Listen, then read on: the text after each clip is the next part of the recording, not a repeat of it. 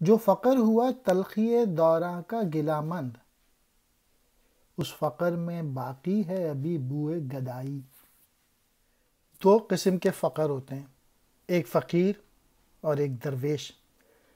اقبال کو وہ فقر بالکل پسند نہیں جو کہ فقیر ہوں، جو مانگتے رہتے ہیں، اور اس شعر میں ان کا ذکر کیا ہے جو کہ فقیر ہوتے ہیں، جو کہ ہر وقت کمپلین کرتے رہتے ہیں، تو وہ گداگر ٹائپ لوگ ہوتے ہیں۔ اقبال کو وہ فقر پسند ہیں جو کہ درویش ہوتے ہیں، کہ جب وہ جہاں جاتے ہیں وہ دیتے ہی ہیں۔